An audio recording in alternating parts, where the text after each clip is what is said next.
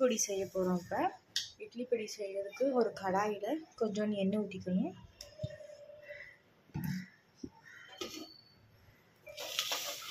கொஞ்சம் சிவப்பு மிளகாய், 20 சிவப்பு மிளகாய், 4 பல்லு பூண்டு போட்டு நல்லா வதக்கிக்கணும், ஃப்ரை பண்ணிக்கணும். கொஞ்சம் நல்லா செவக்க வறுத்தோம்னா தான் பொடி வந்து நல்லா ப்ரௌனிஷாக கிடைக்கும். இது நல்லா ஃப்ரை ஆயிடுச்சு. இப்போ இதை தனியாக எடுத்து வச்சுக்கலாம். இப்போ 2 கை கருப்பு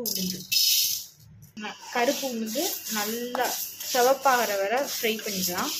நல்லா இப்படி சிவப்பாகிற வரை ஃப்ரை பண்ணிக்கணும். இதையும் தனியாக எடுத்து வச்சுக்கோங்க. அடுத்து கடலைப்பருப்பு ஹேண்ட் போட்டுக்கோங்க. இதையும் நல்லா சிவக்க வறுத்துருங்க. கடலைப்பருப்பும் தனியாக எடுத்து வச்சுக்கோங்க.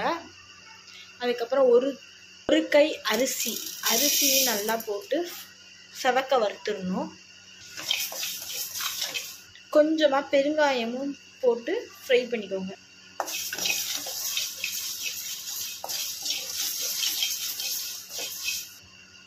இந்த இதுக்கு ஃப்ரை பண்ணி இதையும் தனியாக எடுத்து வச்சுக்கோங்க. கொஞ்சோன்னு எள்ளு இது வந்து சடசடன்னு சவுண்டு கேட்கும். அதையும் எடுத்து வச்சுக்கோங்க. உப்பு சேர்த்துட்டு இதை ஆற வச்சுட்டு கிரைண்ட் பண்ண வேண்டியதான். நல்லா ஆறிடுச்சு. கிரைண்ட் பண்ணிடலாம்.